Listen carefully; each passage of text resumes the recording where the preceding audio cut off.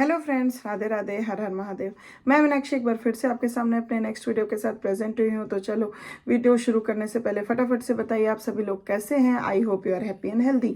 तो चलिए, इसी के साथ मैं आज का टॉपिक आपके साथ शेयर करती हूँ।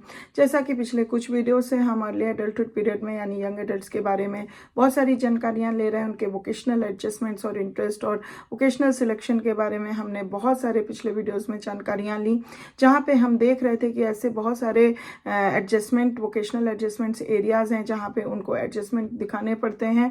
लास्ट वीडियो में हमने third of the major adjustment vocational adjustments की बात की, जिस एरिया में वो करते हैं वो था adjustment to work.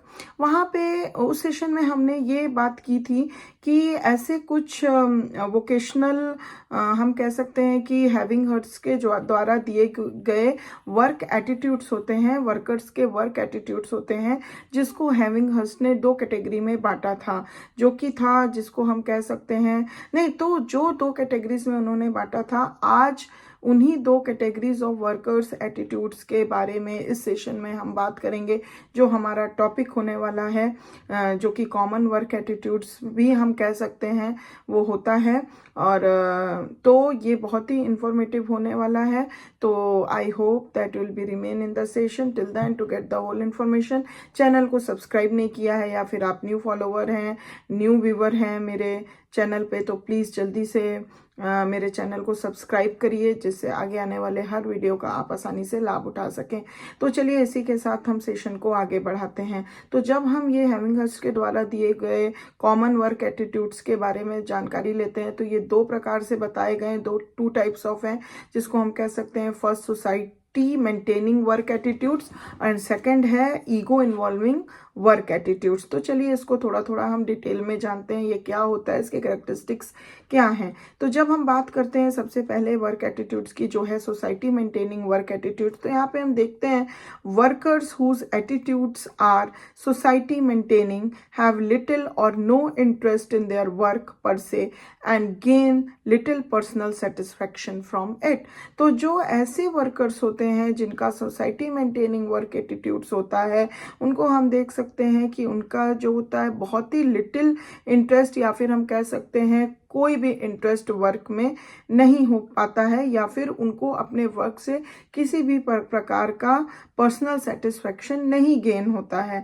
There main interest is in their pay checks. उनका मेन इंटरेस्ट उनके सैलरी और पे चेक्स पर ही होता है। They often regard their jobs as heavy and unpleasant burdens and look forward to their time of retirement. तो ऐसे workers जो होते हैं, उनका जो अपने वर्क के प्रति, जॉब के प्रति जो चीज़ें होती हैं, वो एक तरह से बहुत हैवीनेस और बर्डन फील करते हैं, और वो हमेशा इसी फिराक में रहते हैं कि कब जाके वो टाइम आए जब उनको रिटायरमेंट मिल सके। तो उनका फोकस जो है अपने वर्क पे नहीं होता है, वो सिर्फ इसलिए करते हैं just for as a burden, heaviness.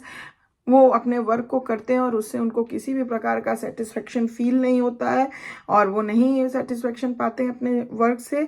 They only regard as and they only think about the paychecks, they have only interest in their paychecks, और इस तरह से वो दिन सोचते हैं कि जब उनका रिटायरमेंट का दिन आए और उनको इस वर्क से छुटकारा मिले। तो इस तरह के एटीट्यूड्स रहते हैं। सेकंड जो एटीट्यूड होता है वो होता है ईगो इन्वॉल्विंग वर्क एटीट्यूड्स। तो यहाँ पे वर्कर्स जो होते हैं who find their jobs ego involving derive great personal satisfaction from them.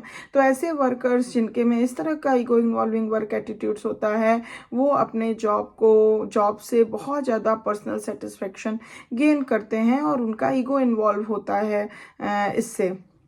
For some कुछ के लिए जो होता है work is the basis of self respect. कुछ के लिए जो उनका काम होता है वो सेल्फ रिस्पेक्ट के लिए होता है, and a sense of self worth, जो उनको एक सेल्फ वर्थ का सेंस देता है। कुछ के लिए for others it is a means of gaining prestige. कुछ के लिए प्रेस्टिज होता है अ locus of a social participation, एक ऐसा जरिया जहाँ पे वो सोशल पार्टिसिपेशन कर सकते हैं, और a source of intrinsic enjoyment और क्रिएटिव सेल्फ एक्सप्रेशन, और एक ऐसा सोर्स या जरिया हम कह सकते हैं, जहाँ से उनको अंदरूनी इंजॉयमेंट मिलता है और अपने क्रिएटिव सेल्फ एक्सप्रेशन करने का मौका मिलता है, as well as a way of making time pass in a pleasant routine manner. और साथ ही साथ कुछ के लिए ऐसा भी होता है जो उसको एक टाइम पास समझते हैं, टाइम पास की तरह बहुत अच्छा प्लेजेंट टाइम पास समझते हैं, जो कि एक रूटीन और प्लेजेंट इन्वायरमेंट में होता है, मैनर में होता है। Because work means so much to workers